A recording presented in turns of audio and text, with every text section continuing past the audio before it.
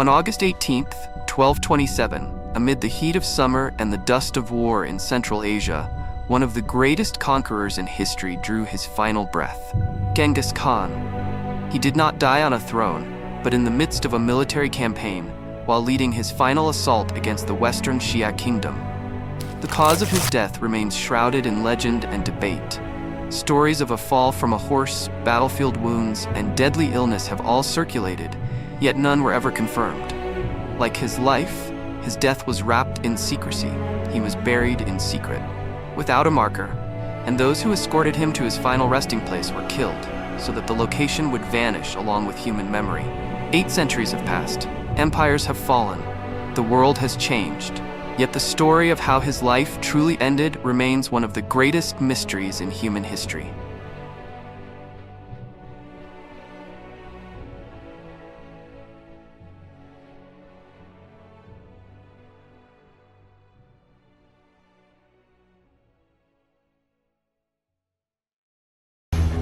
Genghis Khan died in the midst of his final military campaign, the Great War of the Mongol people against the Western Xia Kingdom, in what is now northwestern China.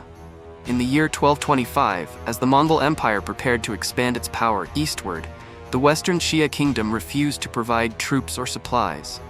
For Genghis Khan, this refusal was an act of betrayal. The Mongol armies moved west. City after city fell. The interior of Western Xia was subjected to systematic destruction. It was during this war that Genghis Khan disappeared from public record. He died under mysterious circumstances within this campaign zone. News of his death was deliberately concealed by his generals, not out of compassion, but to preserve imperial stability and ensure the continuity of the war. Sometime later, Western Xia was finally defeated. As the final phase of the campaign, the Mongol forces carried out one last military operation. Several cities were captured and destroyed. Rural regions were widely affected. The Xia governing structure was dismantled. As a result, the political entity of Western Xia came to an end, and its civilization gradually faded from historical record, surviving only through limited archaeological remains and brief references in foreign sources. In this remote region, Genghis Khan died in the year 1227 during his final military campaign against Western Xia. There is no official record of the cause of his death. Contemporary sources contradict one another. Some mention illness, others suggest injury from an accident, but none provide a definitive explanation. His death was deliberately kept secret. The Mongol army continued to advance. Orders were still issued in the Khan's name until the military operation was declared complete. Only after that was his body returned to Mongol territory and buried at a secret location, according to steppe tradition, without a marker, without a monument, and without any verifiable record of its location to this day.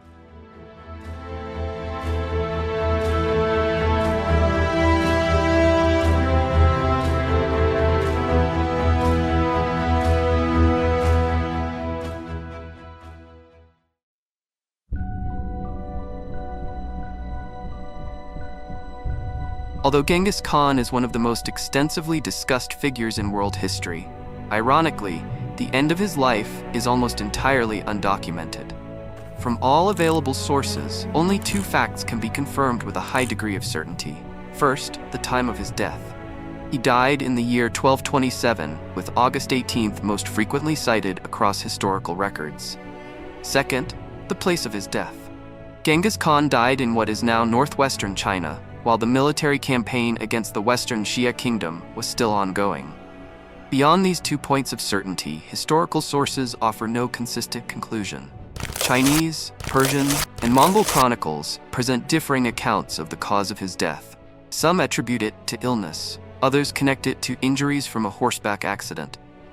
Meanwhile, certain narratives appeared much later and are not supported by contemporary evidence. No medical report exists. There are no verifiable eyewitness accounts. And there is no official document from within the Mongol elite that explicitly explains how he died. This absence is not merely an archival failure. It was the result of a deliberate policy. In Mongol political and military tradition, the death of a supreme Khan carried the risk of severe instability. Internal power struggles, the weakening of military command, and opportunities for enemies waiting for an opening. For this reason, information about the Khan's death was concealed until the military campaign was completed and victory over Western Xia was secured.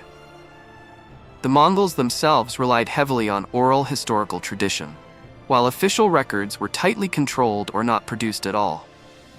It is this silence that later created space for speculation, from explanations that remain plausible to stories that evolved into legend.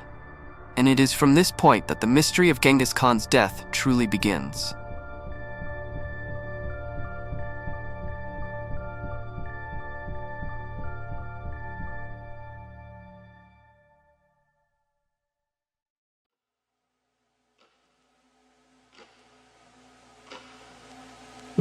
Due to the absence of strong official records from the Mongols themselves, the circumstances surrounding the death of Genghis Khan are filled with competing theories. All of these theories share one common trait: none of them can be fully proven. The most frequently cited theory involves a horseback accident. For steppe societies, falling from a horse was an everyday risk. However, for a man over 60 years of age, injuries from such an incident could have been fatal. Some researchers suggest internal injuries, broken bones, or secondary infection. This explanation is considered plausible, yet it remains unsupported by direct evidence. Official records from the Yuan dynasty present a different version. They state that Genghis Khan died from illness after enduring it for 8 days, without specifying the nature of the disease. Modern speculation has pointed toward infectious illnesses, such as typhus or bubonic plague. Historical context allows for this possibility, as Mongol forces are known to have suffered major outbreaks during the campaign against Western Xia. Even so, there is no medical evidence or contemporary record that can confirm this claim. Another theory appears in the form of more sensational stories. Legends of a Tangut princess who killed or wounded Genghis Khan circulated widely in sources written much later. Historians agree that this account is fictional, understood as political propaganda intended to undermine the conqueror's image and tarnish his legacy. There are also rumors that he died from battle wounds. Genghis Khan was known to command from the front lines, making injury on the battlefield a realistic possibility. Some secondary sources mention an arrow wound as the initial cause, followed by infection that eventually led to death. However, like the other theories, this claim lacks concrete evidence and survives only as speculation. In the end, all of these theories present possibilities, not certainty. Between the scarcity of verified facts and the abundance of conflicting narratives, the mystery of Genghis Khan's death endures. Not as a puzzle with a single definitive answer, but as an example of how even the most powerful figures in history can disappear into the silence of time.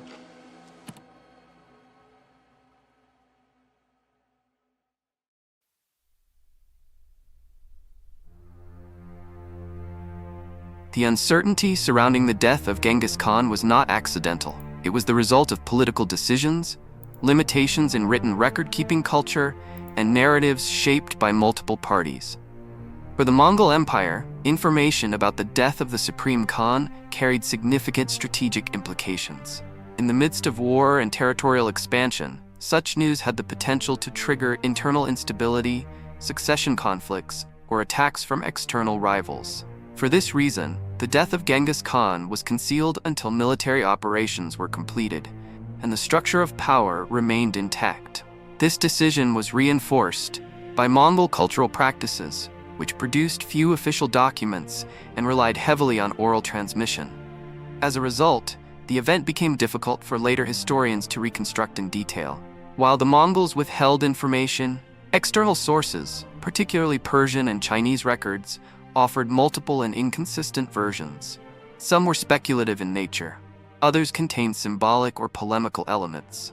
Stories such as an attack by a Tangut princess or divine punishment are understood as narrative constructions, rather than factual reports. Other versions that emerged include death from battle wounds, injuries from a horseback accident, or illness. These explanations persisted because they align with the realities of steppe life and the conditions of prolonged military campaigns, yet they are not supported by direct evidence. Among these possibilities, the theory of a horseback accident is often considered the most plausible. However, The absence of a body, the lack of a verifiable grave, and the complete absence of medical records make any definitive conclusion impossible. As a result, the death of Genghis Khan remains confined to a narrow range of reliable information, reflecting the limitations of historical sources rather than the existence of a single provable explanation.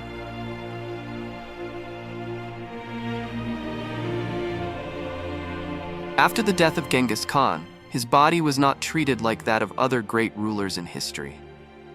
No monumental tomb was built, no monument was erected, and no marker was left behind. The burial was carried out in secrecy, following the steppe tradition of traceless interment. The purpose was to ensure that the location of the grave could never be discovered by outsiders. Some secondary sources and oral traditions claim that those involved in the burial, including the gravediggers, were killed to preserve the secrecy of the site. However, this claim cannot be conclusively verified. There are no contemporary Mongol records that explicitly confirm such a practice, and many historians regard it as a legend that emerged from the Mongol Empire's harsh reputation and its extreme level of secrecy. What can be stated with confidence is that the grave was deliberately left unmarked, and knowledge of its location was strictly limited. This measure was intended to prevent looting, destruction by enemies, or the use of the grave as a political symbol. For centuries, numerous attempts have been made by researchers and archaeological expeditions to locate the tomb of Genghis Khan. Various expeditions have pursued written historical sources in their search. They have explored nearly the entire region of Mongolia, even employing space-based technology. National Geographic's Valley of the Khans project, for example, used satellite remote sensing in a large-scale effort to locate Genghis Khan's burial site. To this day, none have succeeded. No remains have been found, no artifacts, and no verifiable physical evidence. A plausible clue in a forbidden location. Mongolian folklore states that Genghis Khan was buried on the summit of a mountain in the Kentie region, a mountain known as Burkhan Khaldun, approximately 160 kilometers northeast of Ulaanbaatar. This mountain is not merely a geographic feature. In the life story of Genghis Khan, Burkhan Khaldun was a place of refuge. It was there that he hid from his enemies in his youth, and it was there, according to legend, that he swore he would return when death came. Scholars agree that Burkhan Khaldun is a sacred mountain. However, sacred status does not automatically translate into certainty of a burial location. Historians have attempted to unravel this mystery through written records, oral chronicles, and ancient burial traditions. Yet the results often contradict one another. Stories of 1,000 horses running to erase the traces of the grave point more toward a valley or high plain, a pattern resembling Shonu burial practices. Meanwhile, Genghis Khan's own oath clearly refers to a mountain. It is this contradiction that renders any single conclusion fragile. The situation becomes even more complex when a Mongolian ecologist, S. Badam Khatun, identified at least 5 different mountains that local traditions all refer to as Burkhan Khaldun. He did not rule out the possibility that the mountain known by that name today is indeed the intended one. But certainty has never been absolute. Access to this region has never been simple. Burkhan Khaldun has long been regarded as forbidden. Women were traditionally prohibited from climbing the mountain. At times, even the surrounding area was completely closed to the public, reserved only for the ruling elite. The region once known as Ik Korig, the Great Taboo, is now part of the Khan Kentie area, a heavily protected ration zone that has been designated as a UNESCO World Heritage Site. Ironically, this protected status has only increased the distance between researchers and the possibility of any discovery. And with that, the mystery of Genghis Khan's tomb remains unresolved. This secret burial not only obscures the location of his final resting place, but also reinforces the uncertainty surrounding the end of his life. Limited sources, deliberate secrecy, and the complete absence of material evidence ensure that this aspect of his story remains beyond the reach of historical certainty to this day.